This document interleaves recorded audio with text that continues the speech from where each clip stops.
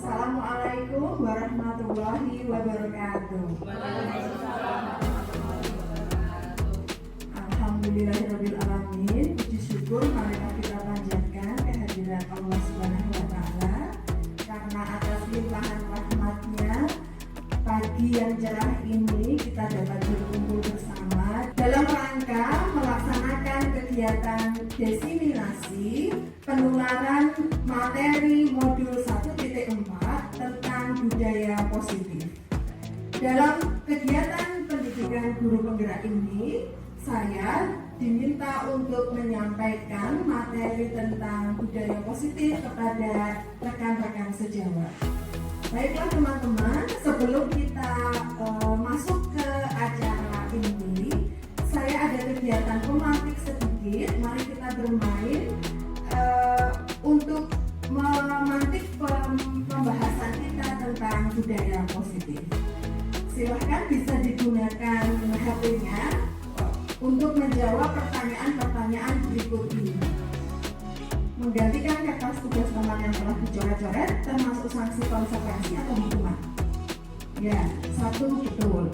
Berjemur di lapangan upacara pukul 12 siang karena mengobrol dengan teman itu sanksi atau konsekuensi atau hukuman.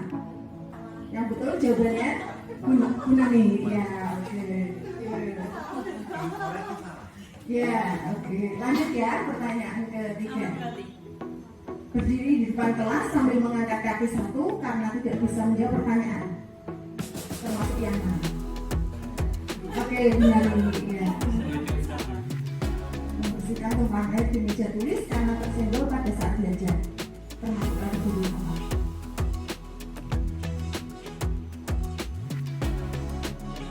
Oke, habis waktunya. Ya, oke. Next, bagaimana Putri? Ya, oke. Terakhir 1 lagi. Terakhir. Ya. Tujuan disiplin positif adalah untuk menanamkan motivasi pada murid agar yes, oke. Banyak yang betul jawabannya, alhamdulillah. Berarti teman-teman sudah sangat menguasai tentang budaya positif. Oke, terima kasih. Siapa yang pemenangnya? Juara 3 Bu Anda, juara 2 Putri, juara 1?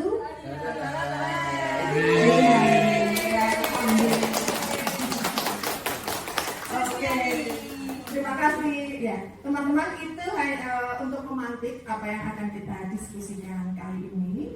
Alhamdulillah saya senang teman-teman sangat nyambung dengan materi budaya positif pada belum mendapatkannya. Ya, sekarang coba kita bahas bersama. Setuju atau tidak setuju? Yang pertama, hukuman bagus untuk mendisiplinkan anak. Ya, setuju atau tidak? Yang kedua, pemberian hukuman dengan hal positif seperti mengumpulkan sampah atau menyapu halaman sekolah dapat meningkatkan disiplin anak. Kira-kira setuju atau tidak dengan pernyataan seperti ini? Yang ketiga, memberi penghargaan dapat meningkatkan motivasi belajar anak. Coba nanti kita renungkan itu setuju atau tidak ya. Lanjut ke berikutnya, kita bahas dulu apa saja topik yang akan kita bicarakan saat ini.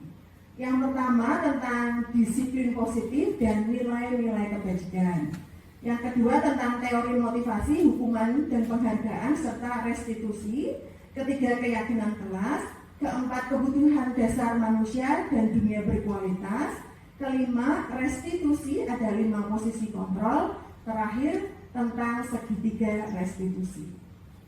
Yang pertama, tentang disiplin positif dan nilai-nilai kebajikan universal. Silakan, saya minta mungkin salah satu model Pak Hengki. Pak Hengki punya sesuatu yang sangat rahasia, yang sangat pribadi, jangan sampai dan yakin bahwa itu jangan sampai ada orang lain yang tahu karena itu sangat pribadi sekali. Sementara saya mohon Bu Yusri, bagaimana caranya supaya Bu Yusri bisa mengetahui rahasia Pak Hengki tersebut? Boleh dengan rayuan, boleh dengan bujukan, boleh dengan memberi hadiah, apa saja coba Bu Yusri lakukan karena akan mencapai tujuan mendapatkan rahasia Pak Hengki tersebut. Pak Hengki punya rahasia di kepala tangannya, gitu ya Pak Hengki ya. Oke, silakan Pak Hengki dan Bu Yusri melakukan dialog. Yang Pak Hengki itu sangat menjaga rahasianya, sementara Bu Yusri sangat ingin mendapatkan rahasia yang dimiliki oleh Pak Hengki dengan segala cara. Yang penting tujuan tercapai, gitu. Sementara Pak Hengki bersikukuh karena itu rahasia jangan sampaikan orang lain tahu. Begitu Pak Hengki, bisa dipraktekkan? Boleh. Pak Hengki yang baik temanku. Saya kok merasa dirimu akhir-akhir ini agak tidak ceria. Ada apa? Boleh kalau boleh berbagi sama saya. Ada sesuatu kan yang ingin disampaikan? Baiklah teman-teman, itu tadi perumpamaan analogi bahwa ternyata bisa dilihat di slide selanjutnya diberi tentang teori kontrol, bahwa sebenarnya yang memegang kendali atau kontrol itu adalah dirinya sendiri. Setiap orang itu mempunyai kontrol dari dirinya sendiri. Jadi tidak ada orang lain yang bisa mengendalikan. Seperti yang dilakukan Bu Yusri tadi dengan Pak Hengki, itu sebenarnya adalah perumpamaan bahwa kalaupun nanti Pak Hengki akhirnya mau membuka kepala tangannya, mau membuka rahasia, memberikan rahasianya kepada Bu Yusri, itu karena diri Pak Hengki mengizinkan dirinya untuk dikendalikan oleh Bu Yusri. Gitu. Jadi ini paradigma yang perlu kita ketahui bagi guru sebagai pendidik, bahwa hubungan kita, relasi kita kepada murid. Jadi yang mengendalikan sebenarnya selama ini bukan kitalah yang powerful. Kalaupun murid itu mengikuti kita, itu karena murid itu mengizinkan dirinya untuk mematuhi apa yang kita sampaikan. Nah, ada beberapa ilusi, jadi itu hanya khayalan saja yang mungkin selama ini kita pahami bahwa itu benar, gitu ya. Yang pertama, ilusi guru mengontrol murid. Ya. Selama ini kita meyakini bahwa kita bisa mengontrol murid, kita bisa mengendalikan. Bu Yusri bisa mengendalikan Pak Hengki, gitu ya. Tapi sebenarnya setiap orang itu yang mengontrol dirinya sendiri. Kalaupun Pak Hengki mau membuka rahasia itu karena dia mengizinkan dikendalikan oleh Bu Yusri.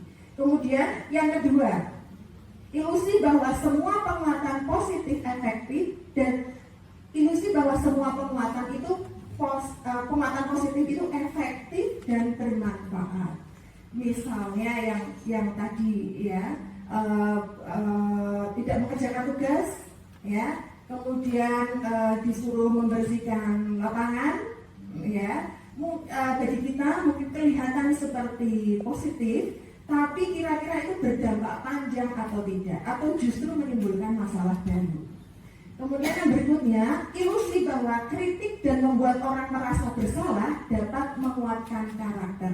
Ini kemungkinan yang juga kita yakini selama ini, bahwa saat kita berdialog dengan siswa, kemudian siswa sementara itu melakukan pelanggaran, kemudian kita jatuhkan mentalnya dan seterusnya, kira-kira apakah itu bisa membuat anak tersebut kuat atau justru malah lemah. Yang berikutnya, ilusi bahwa orang dewasa memiliki hak untuk memaksa. Ini yang mungkin perlu kita pikirkan lagi. Apakah orang dewasa itu punya sepenuhnya kemampuan untuk mengendalikan anak yang lebih muda? Kalau berdasarkan teori kontrol yang baru saja kita laksanakan tersebut, kurang sesuai. Tentang tadi disiplin positif sudah, kemudian yang kedua tentang teori motivasi, hukuman dan penghargaan serta restitusi. Sebenarnya ada 3 motivasi perilaku manusia. Ada 3 macam motivasi perilaku manusia. Yang pertama, untuk menghindari ketidaknyamanan atau hukuman. Yang kedua, untuk mendapatkan imbalan dari orang lain atau hadiah.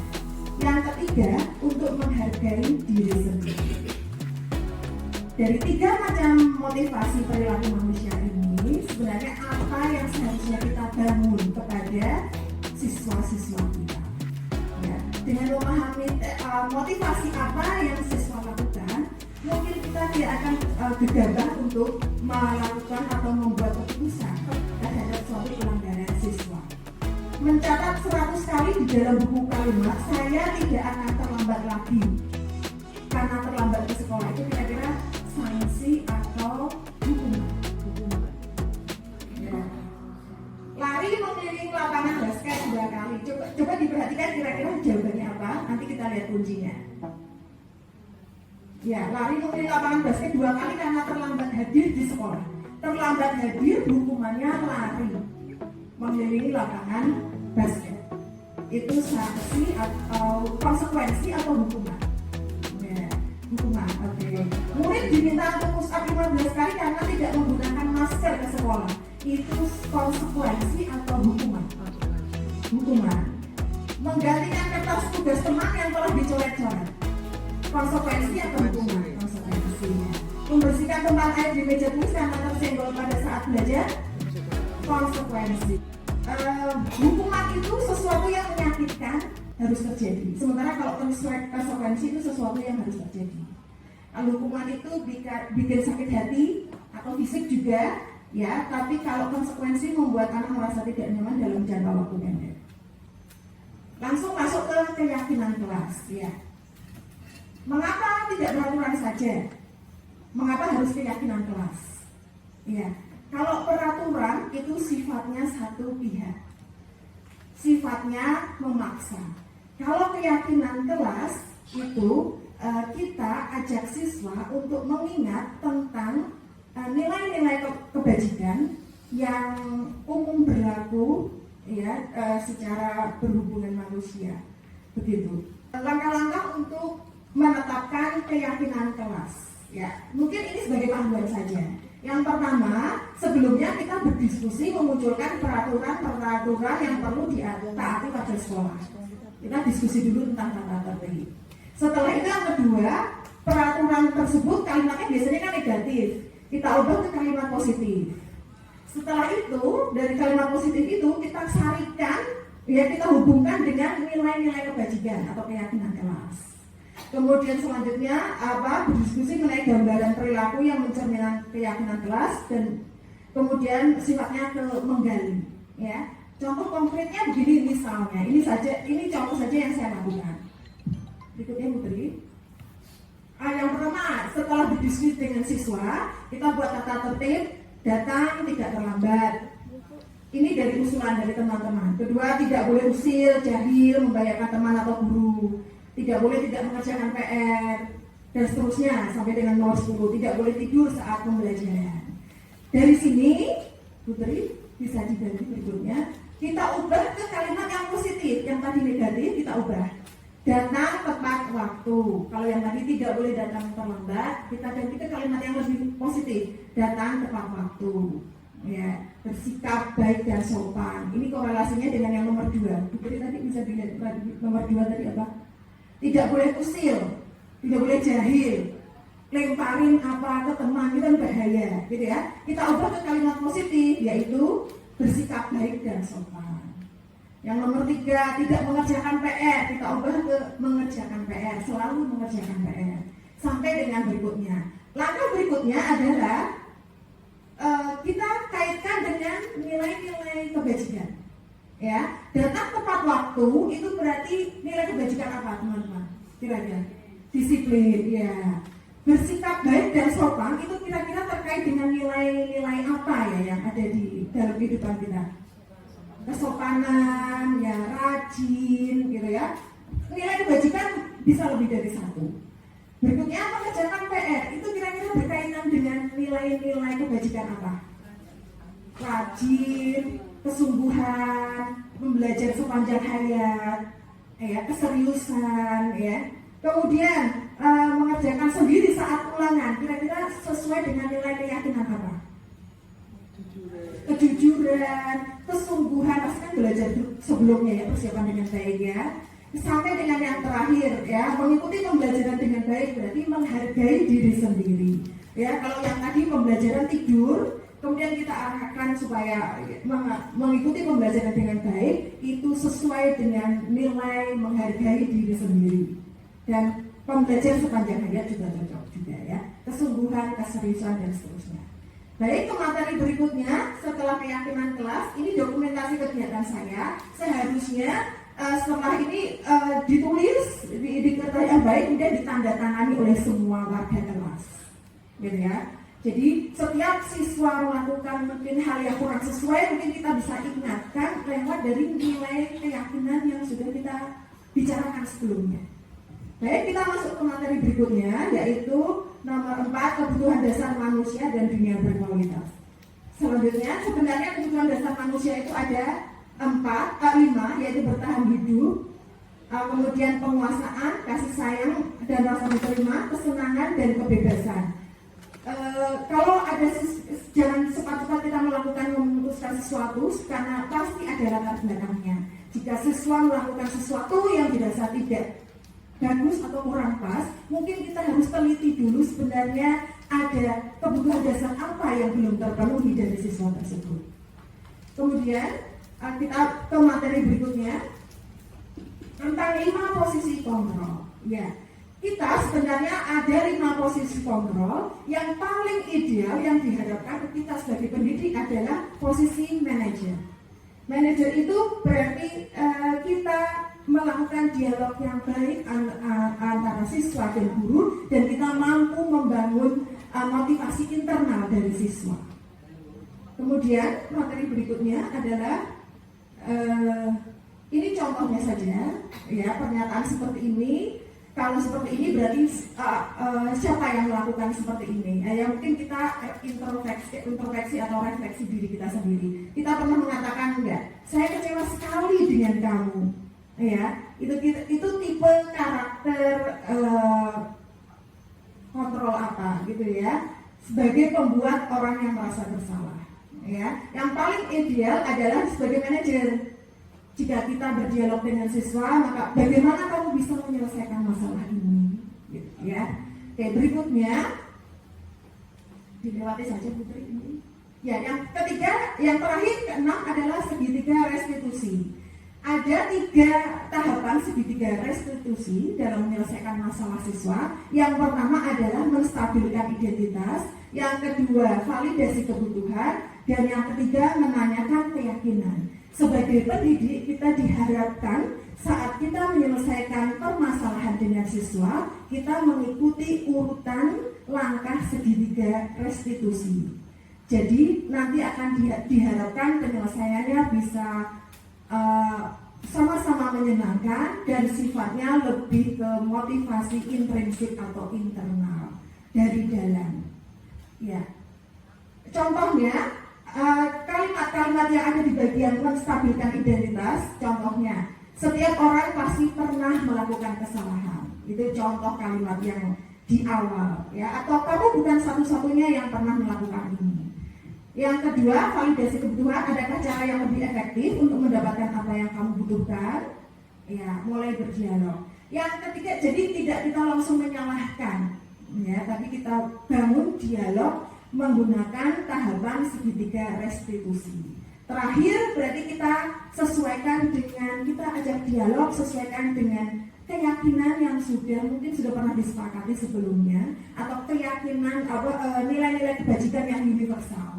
Kira-kira kalau yang dilakukan tersebut seperti itu, apakah itu menghargai dirimu sendiri atau orang lain?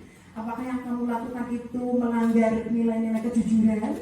Apakah yang kamu lakukan itu tidak merugikan orang lain? Dan seterusnya. Baiklah, kira-kira seperti itu teman-teman pemaparan saya tentang membangun budaya positif. Semoga bermanfaat. Mohon maaf jika ada kekurangan. Saya tutup. Wassalamualaikum warahmatullahi wabarakatuh.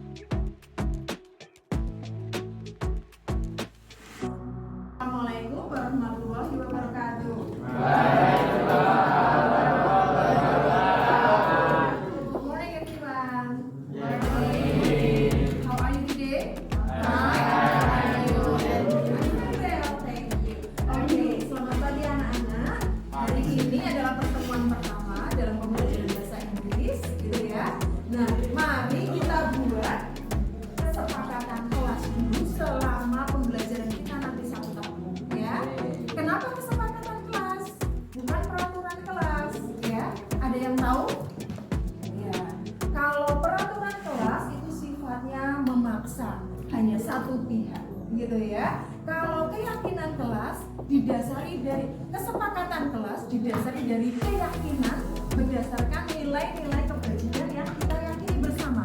Anak-anak, paham? Ya, oke. Jadi mari kita susun dulu peraturan kelas apa saja yang perlu kita lakukan di kelas selama pembelajaran bahasa Inggris selama 1 tahun. Setelah itu nanti kita ubah ke kalimat yang positif peraturan tersebut. Nah, setelah kalimat kita ubah ke kalimat yang positif, maka kita sarikan menjadi nilai-nilai kebajikan atau keyakinan kelas yang sesuai dengan peraturan tersebut. Begitu anak-anak, paham? Paham ya? Paham ya. Sekarang Bu Prima akan bagikan kertas, silahkan tulis peraturan kelas apa saja yang menurut kalian perlu kita tegakkan selama pembelajaran bahasa Inggris. Paham ya? Silahkan tolong dibagikan gadis kertasnya ke semua teman. Oke, terima kasih. Bu Prima beri waktu untuk 1 menit untuk berpikir tentang apa yang akan kamu tuliskan. Thank you.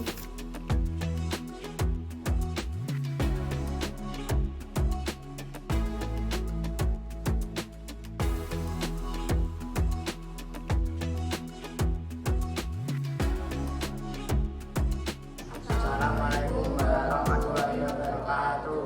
Saya Vivi Darawati dari kelas 9A, absen 31. Saya Muhammad Yusuf Rizky Alban Rafida dari kelas 9A, nomor absen 25. Saya Andika Rizky Septian dari kelas 9A, nomor absen 1. Saya Lagi dari kelas 9 absen 16. Saya Medika Raini dari kelas 9A, nomor absen 9. Kami sangat senang ketika berdiskusi dengan teman-teman dan ibu guru mengenai kesepakatan di kelas, dan kami sangat merasa